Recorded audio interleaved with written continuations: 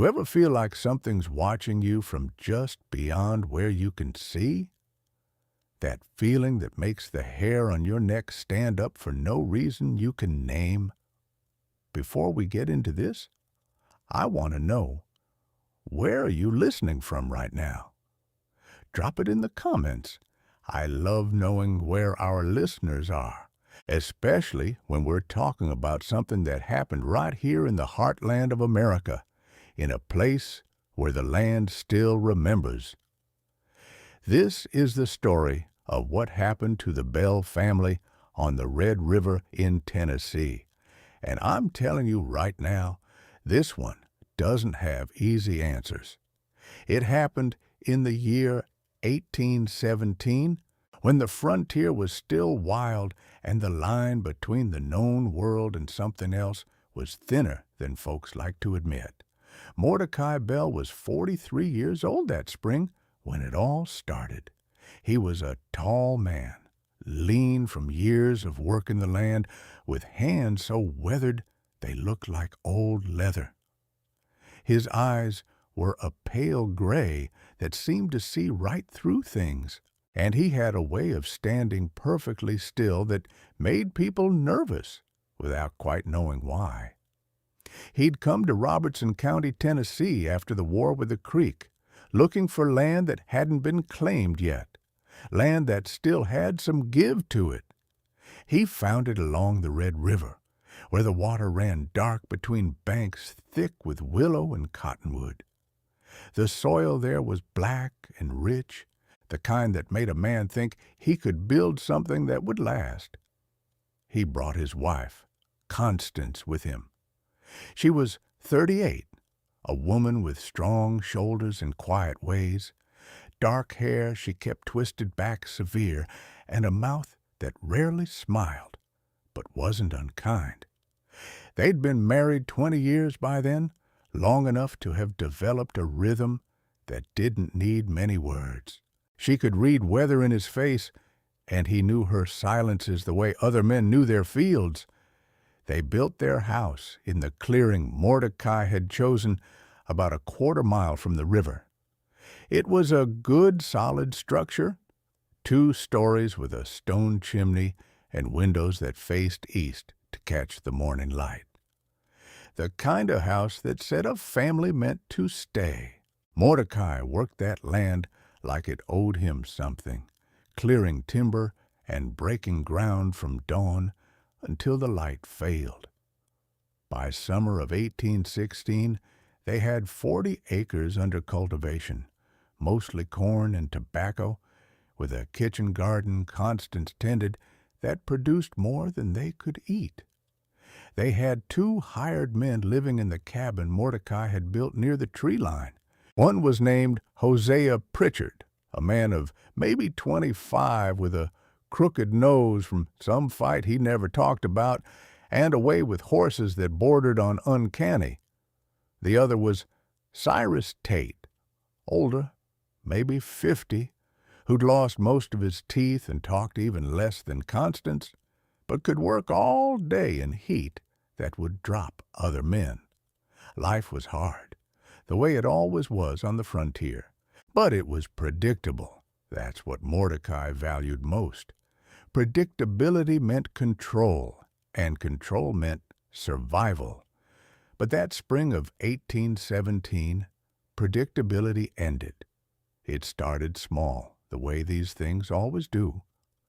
Mordecai was checking the fence line along the north property when he noticed one of his dogs acting strange. The animal, a blue-tick hound named Samson he'd raised from a pup, had stopped dead in the middle of the path and was staring into the woods with his hackles raised. Not growling, not barking, just staring with an intensity that seemed almost human in its focus. Mordecai called to him twice before the dog seemed to hear. When Samson finally came, he came sideways, never taking his eyes off whatever he'd seen in the trees, his body low to the ground like he was trying to make himself smaller. Mordecai looked, but saw nothing except the usual tangle of undergrowth and shadow, the way sunlight fell through the canopy in broken patterns that shifted with every breeze. That night, Constance mentioned at supper that she'd heard something in the walls during the afternoon. A scratching sound, she said, like rats, maybe, but too rhythmic, too deliberate. She'd stopped kneading bread just to listen to it, following the sound as it moved through the wall from one corner of the room to another, always at the same steady pace. Mordecai made a note to check for holes in the foundation, but didn't think much of it. Houses settled. Animals got in. It happened. But the sounds continued. Every afternoon, around the same time, right when the sun started its descent toward the ridgeline, Constance would hear that scratching moving through the walls, always from the same corner of the house, always heading toward the kitchen. Mordecai spent a whole day examining that corner, inside and out, and found nothing. No holes, no signs of habitation, no droppings or gnaw marks, nothing. He told Constance it must be the wood contracting as it aged. That sound carried strangely in new construction, that these things happened in houses less than 2 years old. She didn't argue, but he could see she didn't believe him, could see it in the way she'd glance at that corner when she thought he wasn't looking. Then Hosea came to him one morning in early April with a strange story. He'd been in the barn before dawn, getting ready to take the wagon into town for supplies, when he heard someone walking across the loft above him. Heavy footsteps, boot heels on wood, crossing from one end to the other with the measured pace of someone who knew exactly where they were going. He'd called out, thinking maybe Cyrus had gone up there for some reason, but got no answer except the continued walking. When he climbed the ladder to check, moving slowly in the dim pre-dawn light, the loft was empty. Nothing up there but hay bales stacked against the far wall and the barn cats sleeping in their usual spots. More than that, there were no footprints in the thick dust that covered the floorboards, dust that should have shown every step. Mordecai told him he'd probably heard the barn settling, or maybe one of the cats had knocked something over and the echo had made it sound like footsteps. But Hosea had lived 30 years on this earth and knew the difference between a cat and a man walking. He didn't say anything more about it, just nodded and went about his work. But Mordecai could see it bothered him, could see the way his eyes would flick up toward the loft throughout the day. What bothered Mordecai more was that he was starting to hear things too. At night, lying in bed with Constance breathing quiet beside him, he'd hear footsteps on the porch, slow, measured, like someone pacing back and forth, never stopping. The first time, he got up and went to the window, moving carefully so as not to wake Constance. But there was nothing there, just moonlight on the empty boards and the dark line of trees beyond, silent and still. The second time, he took his rifle and went outside, walked the whole perimeter of the house in his nightshirt and bare feet, the wood cold against his soles. Nothing. No tracks in the soft earth around the foundation, no signs anyone had been there, no disturbance in the dust that gathered on the porch boards. But he could feel it, that sensation of being watched from just beyond the light, of eyes on him from somewhere in the darkness. You know that feeling? When you're sure there's something there, something paying attention to you, but you can't prove it? Drop a comment if you've ever experienced that. I want to know, I'm not the only one who understands what Mordecai was going through, that sense of the world watching you when it shouldn't be. By May, It wasn't just sounds anymore. Constance started finding things moved. Small things at first. Things she could almost convince herself she'd misremembered. A cup that she knew she'd left on the table would be on the shelf. The butter churn that she'd positioned by the hearth after using it would be out on the porch come morning.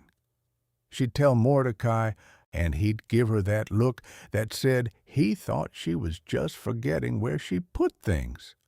The same look her father used to give her mother when she'd gotten older and started misplacing things. That look made her stop mentioning it, but she kept finding things moved, kept discovering objects in places she knew she hadn't put them. Then bigger changes started happening. She'd make up the bed in the morning, smoothing the quilts the way she always did, tucking the corners just so, and by afternoon when she went upstairs to fetch something, the covers would be stripped off and folded neatly on the floor in a perfect square. She'd set the table for supper, laying out plates and forks and knives in their proper places, and when she came back from the garden with vegetables for cooking, the plates would be stacked in a corner, the forks all laid out in a straight line across the table with mathematical precision. It was deliberate. That's what frightened her most. It wasn't chaos. It wasn't the random disorder of things falling or being knocked over. It was someone, something, rearranging their lives with purpose, with intention, showing them that their careful order meant nothing. Mordecai tried to dismiss it, tried to find rational explanations for each incident individually. But the truth was, he was finding things move too. His tools, which he always kept in specific places, because a man who couldn't find his tools was a man who wasted half his life looking, would migrate overnight. The axe that belonged by the woodpile, stuck in the chopping stump where he could grab it first thing every morning, would be leaning against the barn door. His best saw, the one he used for fine work, would be hanging in the smokehouse among the curing hams. He started testing it, placing things in deliberate positions and checking them throughout the day, marking spots with scratches in the dirt. They always moved, every single time, and the positions they moved to weren't random either. They were always somewhere visible, somewhere he'd have to see them, like whatever was doing this wanted him to know it was happening, wanted him to understand that his control over his own property was an illusion. And just so we're clear, this story is being told to you by Behind Dark Tales. If you're enjoying this, subscribe to the channel. And if you're hearing this on some other channel, know that they stole our content without permission. Report them for us. We work hard on these stories, and we appreciate you being here with the real thing. June brought heat that sat on the land like a physical weight, the kind that made everything slower, made temper short, and sleep hard to come by. The air got thick enough you could almost chew it, and storms would build up in the afternoons, but never quite break, just rumble in the distance and move on. That's when the knocking started. It came in the middle of the night, always between 2 and 3 in the morning.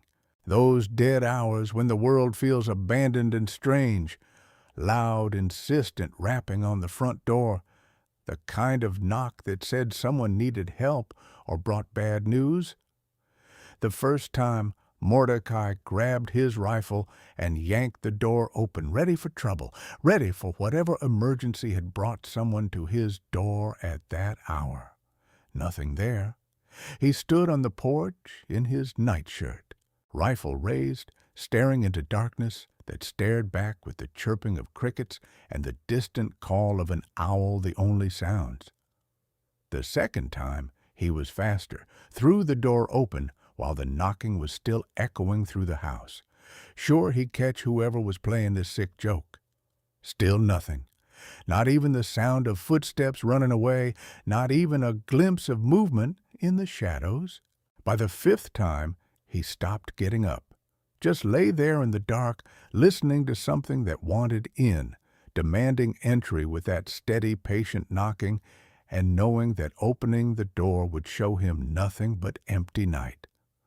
Constance would press against him when the knocking came, her body rigid with fear she wouldn't name, wouldn't speak aloud as if saying it would make it more real. He'd put his arm around her, and they'd wait for it to stop, counting the knocks sometimes, noting that it was always the same pattern, always the same rhythm. It always did stop eventually, after maybe 50 or 60 knocks. But the silence after was worse than the sound, because in that silence they could feel something waiting, something patient, something that had made its point and was content to let them sit with it. Hosea and Cyrus heard it too. From their cabin across the clearing, they started staying up in shifts, watching the main house, waiting to see what was doing it, determined to catch whatever or whoever was responsible. They never saw anything, just heard that measured, deliberate knocking, like someone who had all the time in the world and intended to use it, and watched the door that never opened to reveal what stood on the other side. Then came the morning. Mordecai went out to check the livestock and found every single chicken dead. Not attacked, not torn apart by a fox or weasel, not scattered across the yard in the way predators leave their kills. Just dead. 27 hens and 3 roosters lying in the yard like they'd all decided to stop living at the same instant, their bodies unmarked, their eyes open and staring. No marks on them, no signs of struggle, no feathers pulled out or blood spilled, just dead, lying there in poses that looked almost peaceful, as if they'd simply laid down and given up. He stood there in the early light, with his hands hanging useless at his sides, staring at those birds and feeling something cold settle in his chest, something that felt like the first touch of real fear. This wasn't natural. Whatever was happening, it had moved beyond strange sounds and moved objects. It was affecting the living world now, reaching out and touching things that breathed, stopping hearts for reasons he couldn't begin to understand. He told Constance to pack what she could carry. They were leaving, he said, his voice harder than he meant it to be. They'd go stay with her sister in Nashville until whatever this was had passed, until someone else could figure out what was wrong with this place. But when he went to hitch the wagon, every piece of tack he owned had vanished. Bridles, reins, harnesses, breast collars, everything he needed to hitch a horse to a wagon, all of it, gone. He searched the barn from top to bottom, the house, the smokehouse, the shed, every building on the property. Cyrus and Hosea helped, tearing through every space, looking in places it couldn't possibly be. They looked for 6 hours, systematic and thorough. Found nothing. The leatherwork had simply ceased to exist. That night, after he'd given up and was sitting at the table with his head in his hands, Constance came to tell him it was all back, hanging exactly where it was supposed to be, as if it had never been gone, the leather still warm like it had just been handled. That's when Mordecai knew with absolute certainty that they were trapped. Whatever this thing was, whatever force was toying with them, it didn't want them to leave. It had made the rules clear. This was its game, and they would play until it decided otherwise. Let me ask you something. Have you ever felt like something was controlling your life, pushing you in directions you didn't want to go, making decisions for you that you couldn't fight against?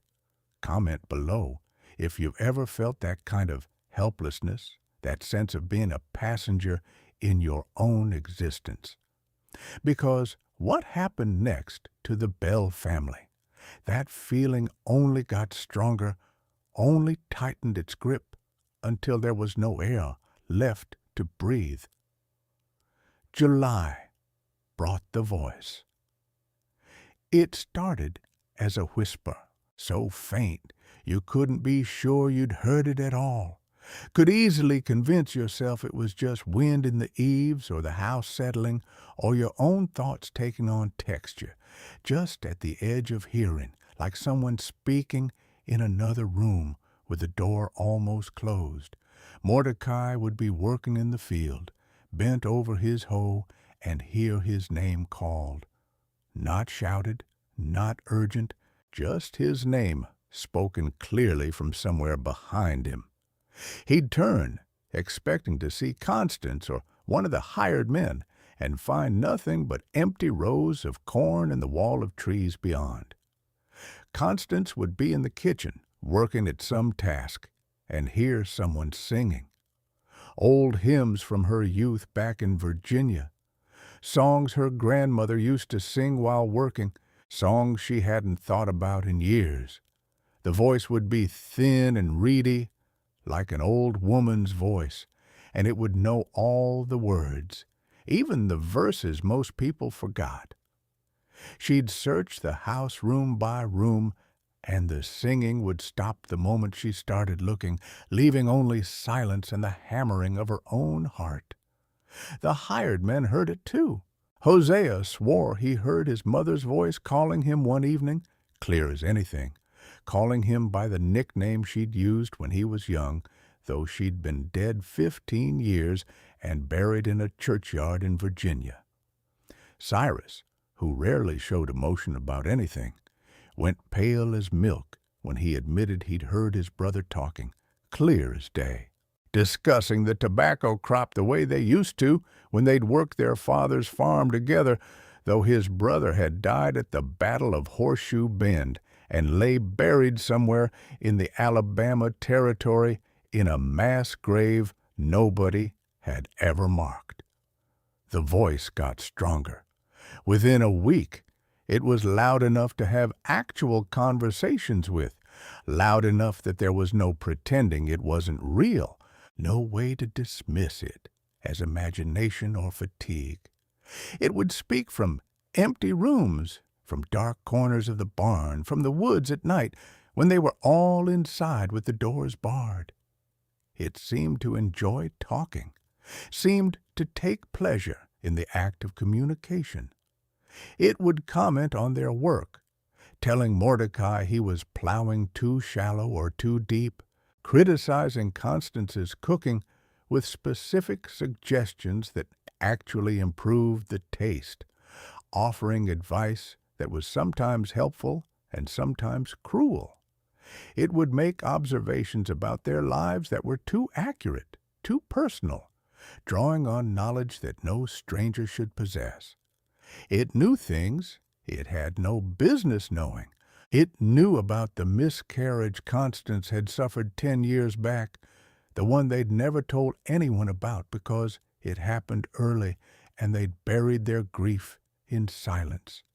It knew about the money Mordecai had hidden under the hearthstone, money he'd been saving to buy the adjoining property when it came up for sale, money even Constance didn't know about. It knew about Hosea's gambling debts back in Virginia, the reason he'd really left, the men he owed who might still be looking for him. It knew about Cyrus's first wife who'd left him for the blacksmith's apprentice, how he'd found them together and walked away without saying a word, never spoke of her again to anyone. It spoke these secrets casually, like discussing the weather, and watched them squirm. That's what it seemed to enjoy most. Not the secrets themselves, but the discomfort it caused by revealing them, the way trust eroded when private things became public, when the walls between people crumbled and left them exposed. But it wasn't the same voice all the time.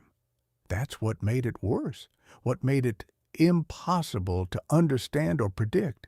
Sometimes it sounded like an old woman, voice cracked and harsh, like someone who'd spent a lifetime shouting into the wind.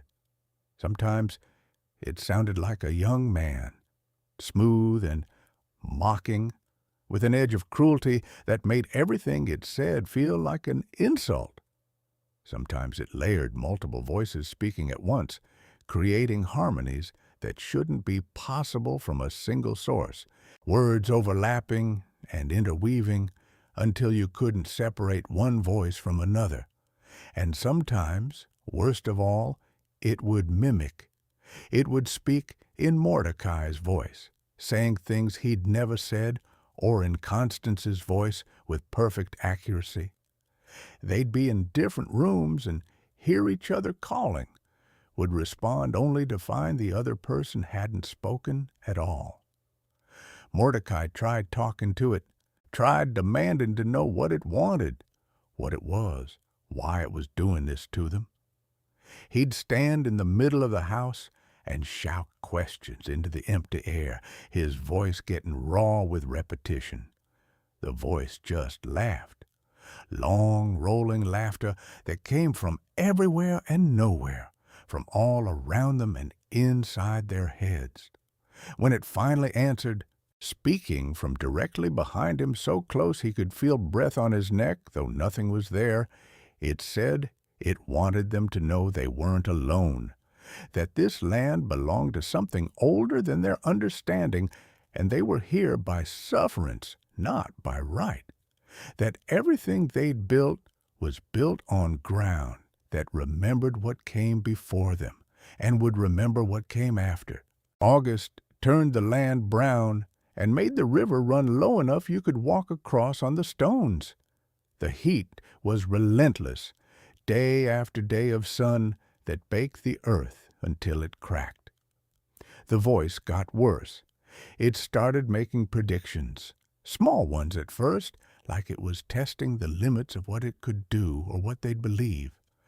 Told Constance that something of hers would break before sundown, said it casual like commenting on the weather. At 4 o'clock that afternoon, her favorite mixing bowl, the one her mother had given her when she married, the one she'd carried all the way from Virginia wrapped in blankets to keep it safe, fell off the shelf and shattered even though nobody was near it, even though there was no vibration or disturbance that could have caused it to fall, just fell and broke into pieces, too small to save. Told Mordecai it would rain the next Thursday, even though the sky was cloudless and had been for weeks, even though every sign said the drought would continue.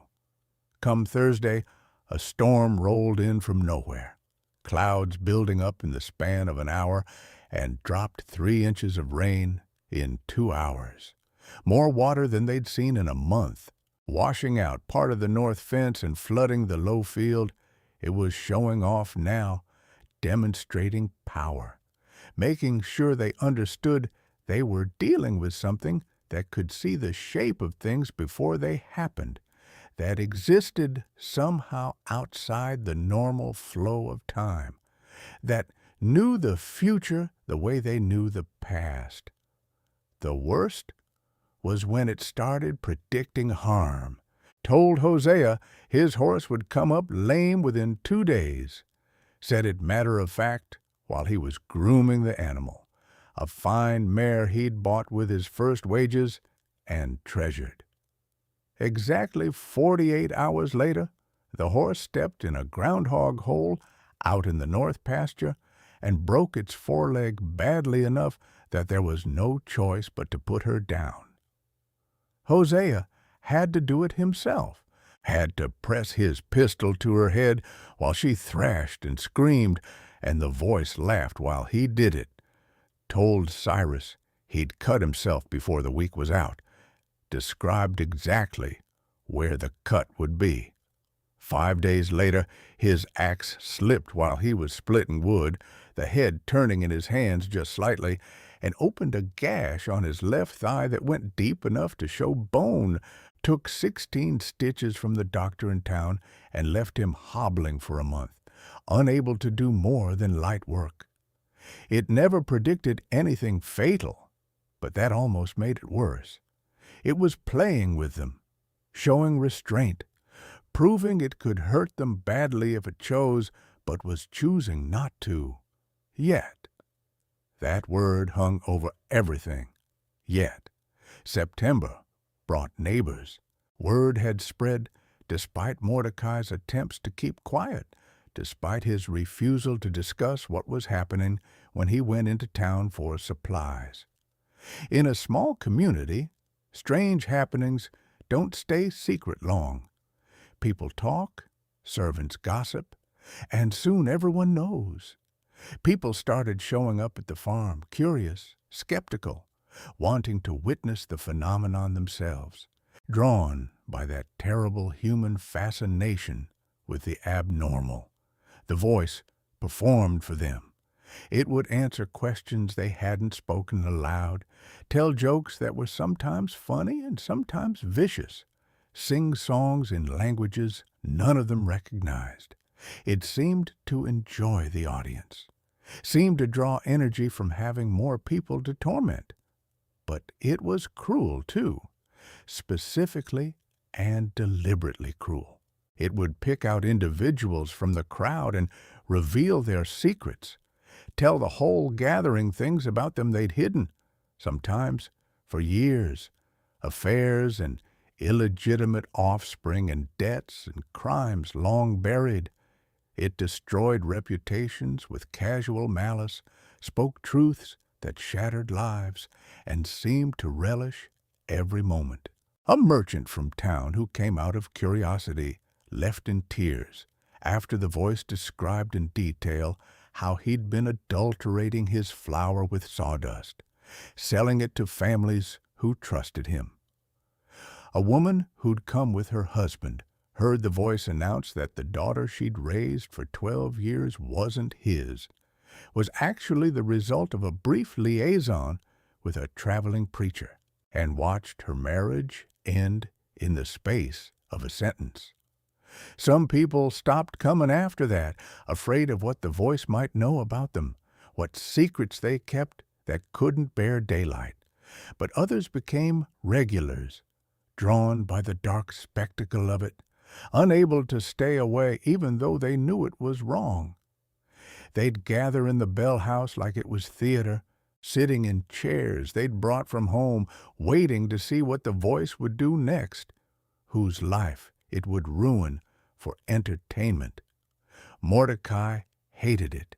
His private torment had become public entertainment. His home had become a stage for something malevolent, and he was helpless to stop it.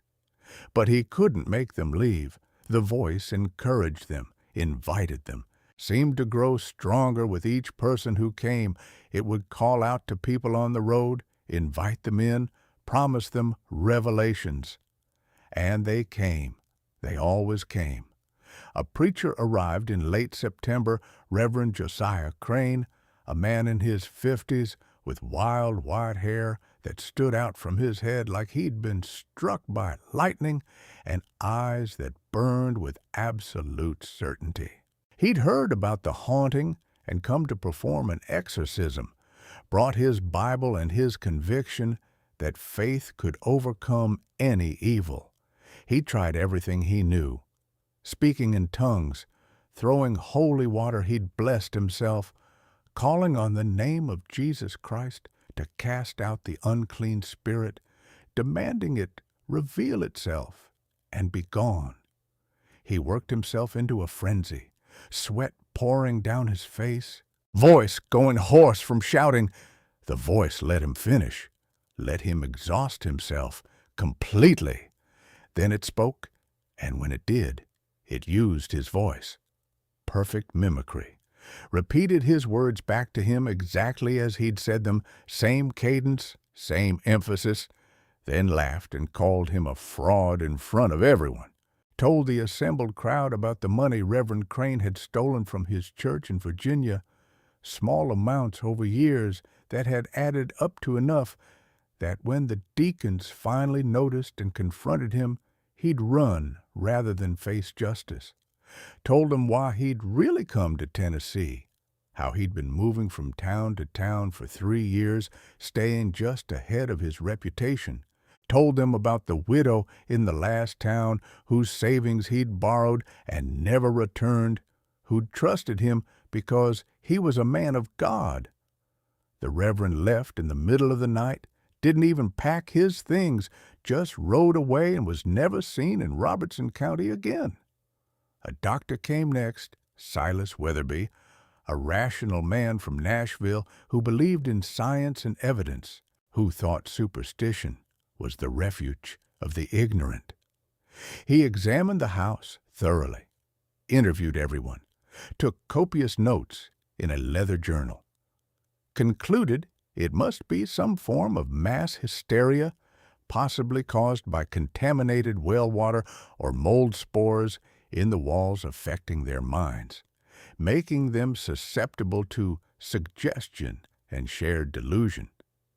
He explained it all very patiently, using scientific terms, making it sound reasonable and solvable. The voice waited until he'd finished his explanation, until he'd closed his journal with a satisfied snap and was preparing to leave.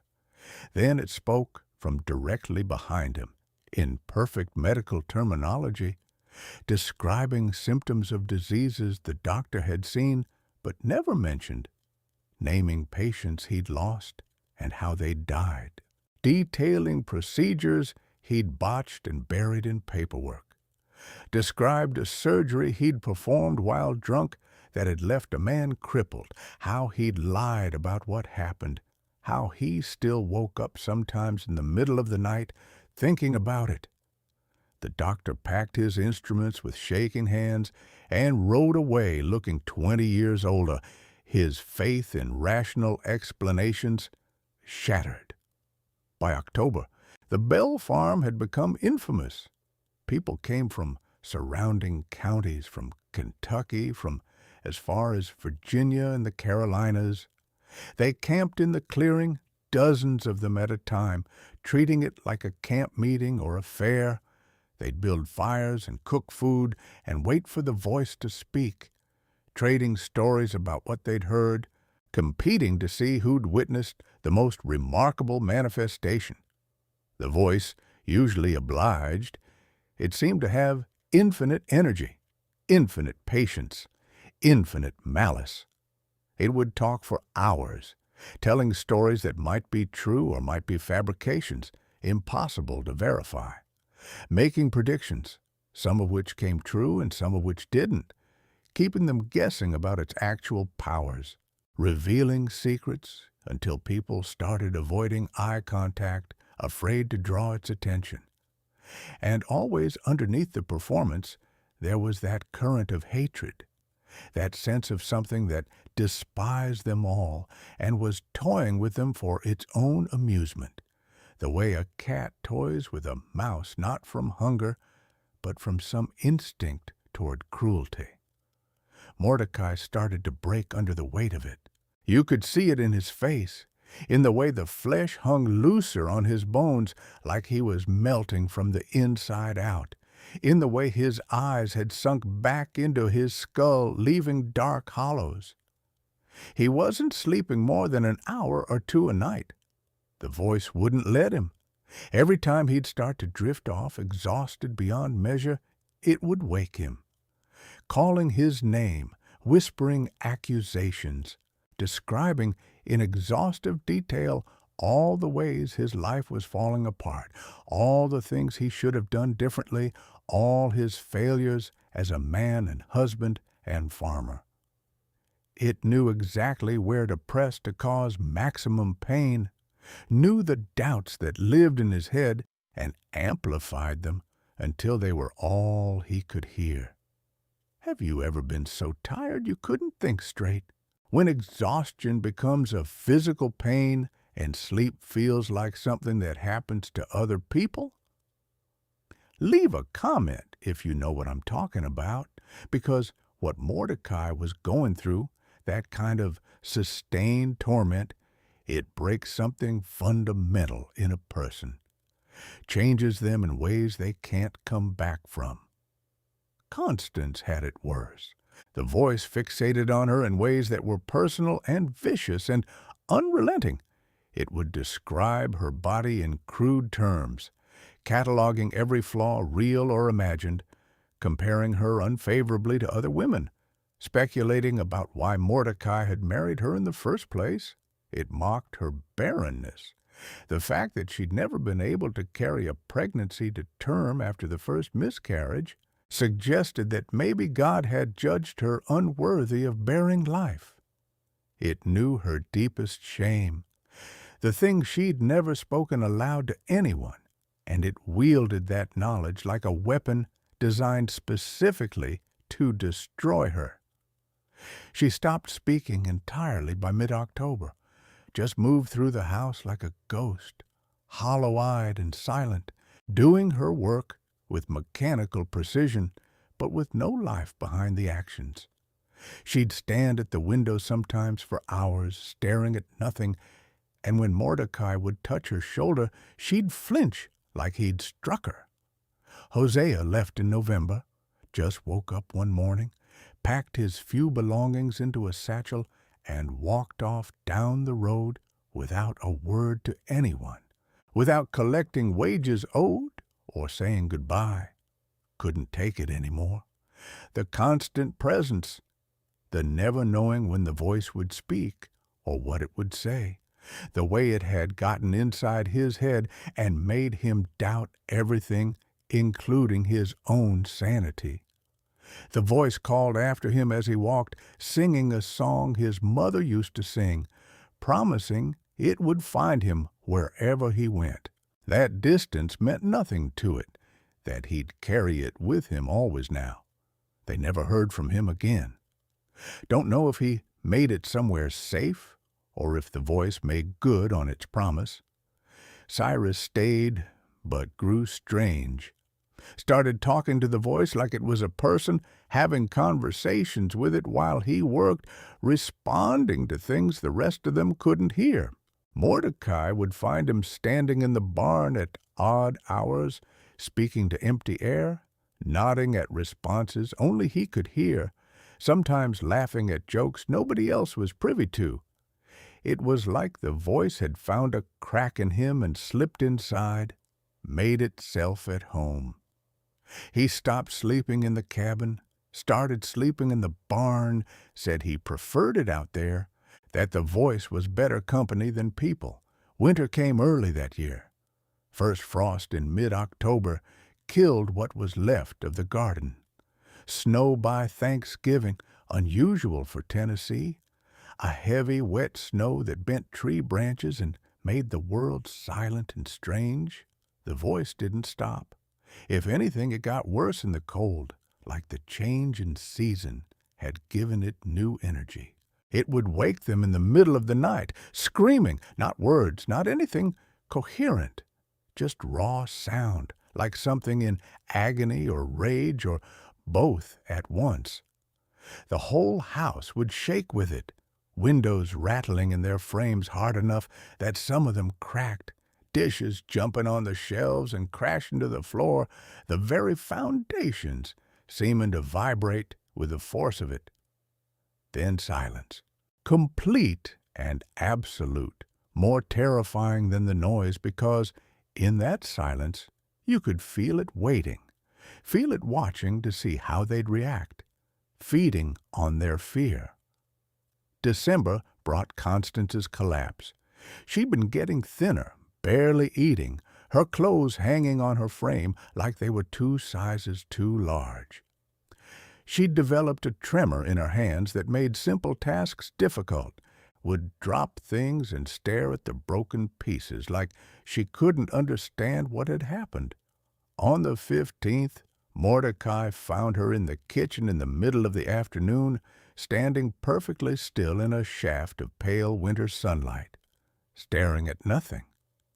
When he spoke to her, she didn't respond. When he touched her arm, she didn't react.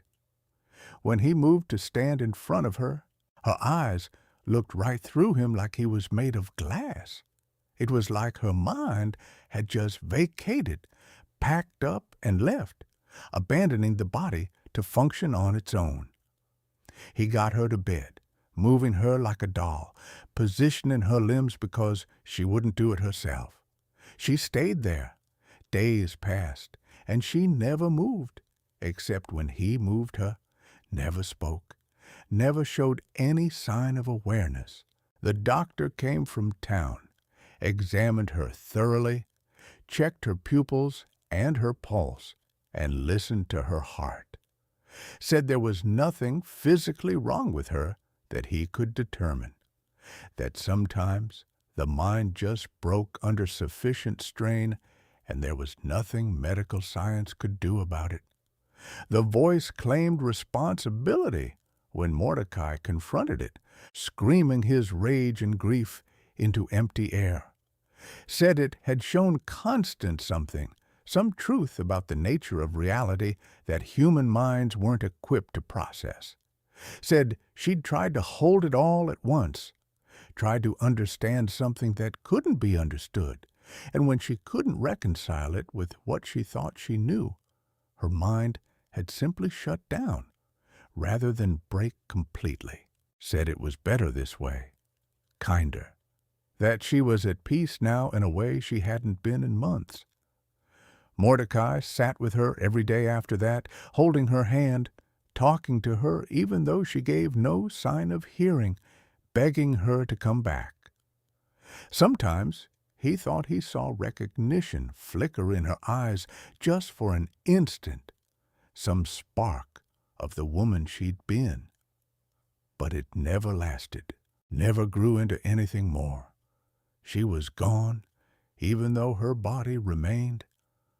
On Christmas Eve, with Constance lying silent upstairs and snow falling outside thick enough to muffle all sound, Mordecai made a decision.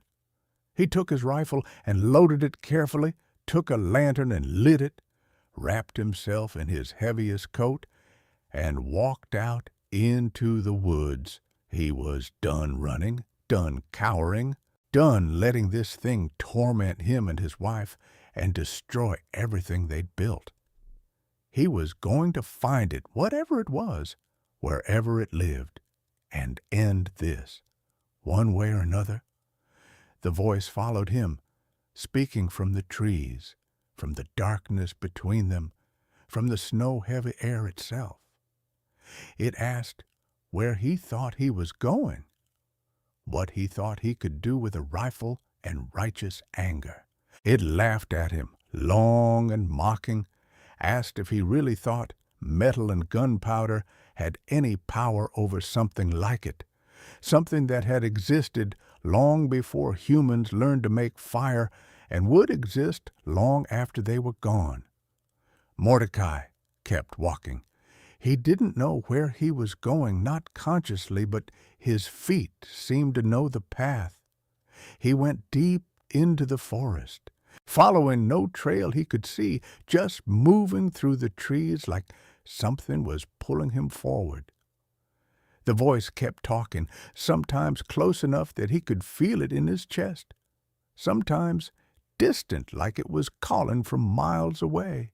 It wove around him, through him, became the soundtrack to his journey into darkness.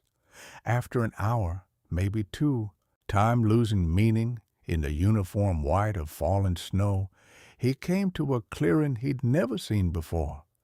In the center was a depression in the ground, roughly circular, maybe 20 feet across. The earth there was black, not the rich black of good soil, but the black of something burnt or poisoned. Nothing grew in it. Even in the snow, which was falling thick enough to cover everything else, that circle remained bare, just black earth exposed to the sky like a wound that wouldn't heal. Mordecai approached it carefully, rifle ready, even though he knew by now that it would do no good. The voice spoke from directly in front of him now, no longer disembodied, but seeming to come from the center of that blighted circle. It told him this was old ground, ground that had been marked long before his kind came to this continent, long before the Cherokee themselves walked these hills. There were places in the world where the boundaries were thin, it said, where the membrane between what is and what might be grew permeable, where other things could reach through. This was one of them. What he and his family had experienced was just attention, just being noticed. It could be so much worse. Mordecai raised his rifle, aimed at the center of the voice, even though there was nothing there to see but empty air and falling snow. His hands were shaking from cold or fear or rage or all three. He couldn't tell any more. The voice asked what he thought that would accomplish, asked if he really believed he could shoot what he couldn't see, kill what had never lived in any sense he'd understand. Then it offered him a choice, and its tone changed, became almost businesslike. It said it would leave them alone. Stop tormenting them, stop speaking, stop manifesting in their house and their lives. Fade back into whatever place it came from and leave them in peace. All Mordecai had to do was acknowledge it, admit out loud, standing here in this place of power, that there were forces in this world beyond his understanding, beyond his control. Admit that his life, his land, his future, all the things he thought he'd built through his own effort and will, existed only because these forces allowed it. Admit that he was powerless in the face of something older and larger than himself. Admit that the rational world he believed in was a lie. Mordecai stood there in the snow with his rifle aimed at nothing, feeling the weight of the choice pressing down on him. He could refuse, could pull the trigger and fire into empty air and walk away having lost nothing but bullets. But the voice would continue, would torment them until Constance died or he went mad, or both. Or he could speak the words, could admit what some part of him had known since the first strange sound in the walls, that the world was bigger and stranger and more terrible than he'd ever imagined. That control was an illusion. That safety was a lie people told themselves to get through the day. Something inside him broke, not suddenly, not with drama, but like a rope fraying strand by strand until the last thread finally gives. All the certainty he'd built his life on, all his belief in the solid, knowable world, in cause and effect and rational explanation, crumbled into dust. He lowered the rifle, let it drop into the snow at his feet, spoke the words the voice wanted to hear, each one feeling like it cost him something vital. Said yes, he understood. Yes, there were forces beyond his comprehension. Yes, he was powerless before them. Yes, everything he thought he knew was built on foundations that could be swept away in an instant. Yes, he acknowledged powers that cared nothing for him or his kind, that existed in dimensions he couldn't perceive, that could reach into his life and destroy it on a whim. The voice was silent for a long moment after he finished. The only sound was snow falling through branches, that soft whisper that seems to absorb all other noise. Then it spoke one more time, and its tone was satisfied, almost pleased. It said this ground would remember him, that his admission was written into the earth now, carved into whatever substance reality was made of, permanent as stone and just as immovable, that others would come after him, would build on this land or near it, and they would feel it too, that weight of acknowledgment, That sense of something watching and something aware, something that demanded recognition. Then the voice faded. Not suddenly, like a candle blown out, but gradually, like a tide going out, just less and less present with each moment, receding into whatever depths it had come from, until there was only wind in the trees and the sound of his own breathing, harsh and ragged in the cold air. Mordecai stood there until he started to shake from the cold, stood there until his feet went numb and his fingers wouldn't bend. Then he picked up his rifle from the snow and walked back to the house. Dawn was breaking when he emerged from the trees, painting the snow pink and gold, making the world look clean and new, even though he knew it wasn't. The silence felt wrong as he approached the house. Not peaceful. Wrong. Like something was missing. He'd gotten so used to the constant presence, the sense of being watched and judged and toyed with, that its absence was almost painful, like losing a limb. You don't realize how much you've adapted to something until it's gone, how much of yourself you've shaped around it. Constance died 3 days later. Just stopped breathing in her sleep, peaceful as you please. Her face relaxed in a way it hadn't been in months. The doctor they brought in said her heart had simply given out, that sometimes that happened with no warning, that she'd gone quietly and without pain. But Mordecai knew better.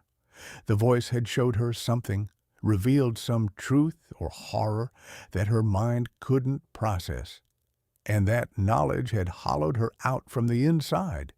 You can't recover from seeing too much truth. You can't unknow things once they're known. The human mind has limits, boundaries it can't cross and remain intact. And Constance had been pushed past those boundaries and left adrift on the other side.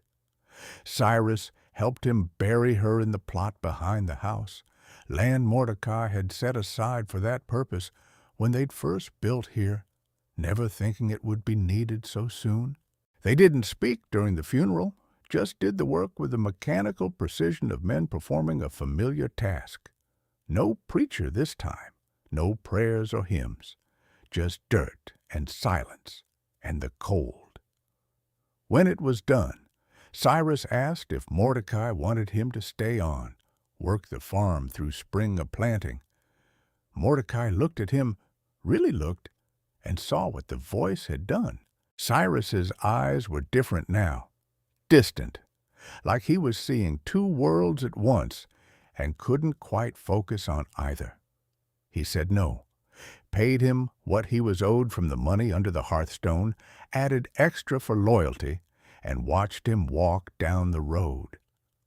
Cyrus looked back once from the bend, raised his hand in something that might have been farewell or acknowledgement or just a gesture without meaning, then disappeared into the trees. Mordecai lived alone after that. The voice was gone, kept its word about that at least. But the house felt wrong now in ways that had nothing to do with supernatural presence. Rooms echoed strangely when he walked through them. Shadows fell in ways that didn't match the light. Dust gathered faster than it should, and no matter how much he cleaned, the place always felt abandoned, like it was mourning something or waiting for something that would never come. Sometimes, at night, he'd hear footsteps on the porch. Not the heavy, deliberate pacing of before, but soft sounds, like someone checking to see if he was still there. He never looked, just lay in bed and listened and reminded himself that the voice had promised to leave them alone, that these were just echoes, just the house settling, just his imagination working overtime in the dark hours. But he knew, somewhere deep down, he knew that something was still watching, still aware, just choosing not to speak.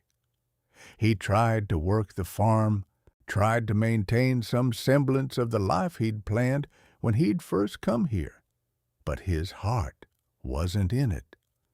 The land that had once seemed so promising now felt hostile, like it resented his presence, like it was waiting for him to admit defeat and leave so it could reclaim what had always been its own. He'd go weeks without speaking to another person, just him and the silence that wasn't quite silence, working through the days because working was what you did, because stopping meant thinking, and thinking meant remembering, and remembering meant confronting what he'd lost. People still came sometimes, drawn by the stories that had spread across the region. The haunting at the Bell Farm had become famous, had entered into local folklore, had been embellished and exaggerated until the truth was buried under layers of invention. They'd knock on his door, these curiosity seekers, ask to see where the haunting happened, ask him to tell them what it was like, to describe the voice and what it said and how it felt. He'd turn them away without a word. What was there to say? How do you explain to people who still believe the world makes sense that you've seen behind the curtain and found nothing there but arbitrary power and casual cruelty? How do you tell them that the rational universe they trust in is a thin veneer over something vast and indifferent and occasionally malicious? They wouldn't understand. They'd think he was mad or making it up or trying to frighten them. So he said nothing. Just closed the door and went back to whatever he'd been doing, moving through his house like a ghost, haunting his own life. In March of 1818, just over a year since it had all started, Mordecai sold the farm, took a loss on it, sold it to a speculator from Nashville who didn't ask questions about its history, who saw only good land at a good price and didn't want to know why. He packed what he could carry in saddlebags and a small trunk, left everything else. The furniture Constance had chosen, the tools he'd accumulated, her clothes still hanging in the wardrobe, her hairbrush still on the dresser with strands of her dark hair caught in the bristles. Let it all go. Walked away from 3 years of work and hope and suffering and didn't look back. He went west into the territories where the land was newer, where maybe he could find ground that didn't remember anything, where he could start over in a place that had no history, no weight of the past pressing down on every acre. The new owner didn't last 6 months. Packed up and left in the middle of the night, according to the neighbors, didn't even try to sell, just abandoned the property and walked away. That pattern continued. The farm changed hands a dozen times over the next 20 years, and nobody stayed. They'd arrive full of plans and determination, ready to make a success of the good land at the reasonable price. Within months, they'd be packing to leave. Some reported strange occurrences, sounds in the walls and voices in empty rooms, and the sensation of being watched constantly. Others just said the place felt wrong. Couldn't articulate it better than that. Just wrong. Like the land itself was hostile, like they were unwelcome guests who'd overstayed an invitation that had never actually been extended. By 1840, the house had burned down under circumstances nobody could quite explain. Some said lightning, though there'd been no storm that night. Others claimed they'd seen lights in the windows before it went up, heard singing coming from inside, even though the building had been empty for years, abandoned and slowly falling apart. The volunteer bucket brigade from town arrived to find the structure fully engulfed, flames shooting through the roof, heat so intense They couldn't get close enough to fight it. They just watched it burn to the foundation. The land stayed empty after that. Nobody would buy it, no matter how low the price went. It became a local joke, then a local mystery, then just a blank spot on maps. It sat there, slowly being reclaimed by the forest, returning to the wild state it had been in before Mordecai Bell had ever seen it. By 1860, you couldn't tell there'd ever been a clearing there. The trees had grown back, young hickory and oak pushing up through what had been fields. The river had shifted its course slightly in a flood year, and the only sign that people had once lived there was a single gravestone, granite wearing smooth, the inscription barely legible. Constance Bell, it read, 1881 to 1817. Beloved wife. Nothing else. Just those words and the dates, marking the only physical evidence that remained of the Bell family's time on that land. Mordecai made it to Arkansas before he stopped running. Got himself a small piece of land, nothing ambitious, just enough to grow what he needed to eat, and maybe a little extra to sell. He lived alone, spoke to people only when necessary, and never mentioned Tennessee. When folks asked about his past, he'd just say he'd tried farming once and it hadn't worked out. Simple as that. No details, no elaboration, just a failed venture like so many others on the frontier. He died in 1836, in his sleep, at the age of 62. His neighbors said he'd seemed peaceful enough in his last years, kept to himself mostly, never caused trouble, helped out when asked, but didn't seek company. But the woman who found him, the widow who lived on the next property over and brought him food sometimes, said his eyes were open when she came to check on him, that he had an expression on his face like he was looking at something just beyond what normal folks could see, like whatever he'd been running from had finally caught up with him, and he'd been expecting it. The story of the Bell Witch, as it came to be called, spread through Tennessee and beyond.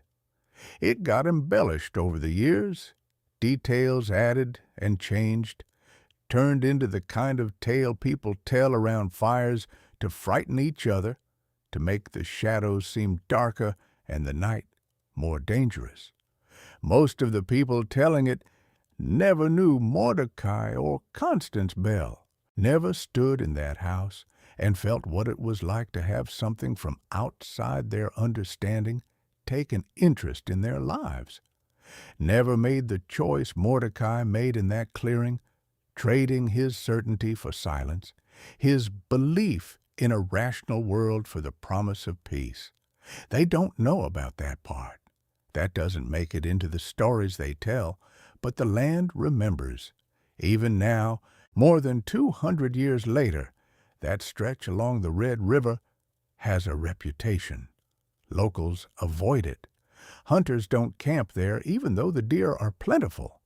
Hikers who wander into that area by accident report feeling unwelcome, getting turned around even though the terrain isn't confusing, finding themselves back at their starting point after hours of walking in what should have been a straight line. People who camp nearby, not knowing the history, report strange sounds at night. Voices speaking in languages they don't recognize, having conversations that rise and fall in rhythm like argument or negotiation. The sensation of being watched from the darkness beyond their fires, of something moving just at the edge of the light, pacing back and forth with patient deliberation. And sometimes, if you're there in the dead hours between 2 and 3 in the morning, you can hear knocking. Steady, measured, patient, like something that has all the time in the world and is willing to wait for an answer, like something that knows you're there and wants you to know it knows. like something that remembers every person who's ever acknowledged it, every admission of powerlessness spoken into the dark, and feeds on that recognition. So let me ask you this. Do you believe there are places in this world where the boundaries are thinner, where something else can reach through, where the rational universe we trust in becomes permeable and other things can make themselves known? Drop your thoughts in the comments. I want to know what you think. Because the Bell Farm might be gone, might be nothing but trees and wild growth and one weathered gravestone now. But some things don't need buildings to persist. Some things write themselves into the ground and wait. Some things mark territory not with signs or fences, but with accumulated weight, with the memory of everyone who came before and learned what Mordecai learned, that we're smaller than we think, that the world is stranger than we can comprehend, that there are powers that don't care about us except as occasionally amusing diversions.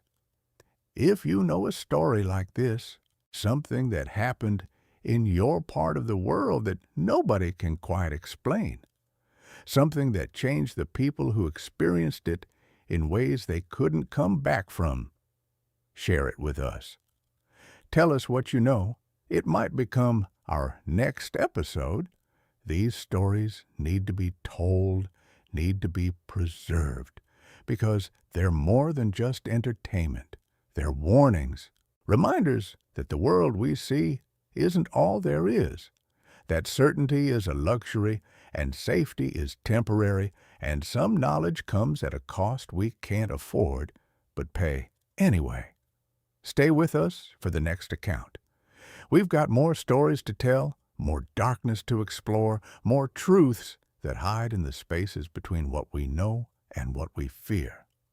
Until next time, keep your doors locked and your lights on. And if you hear knocking in the dead of night, maybe don't answer. Maybe just listen. And remember that some invitations are better left declined. Some questions are better left unasked, and some silences are louder than any voice could ever be.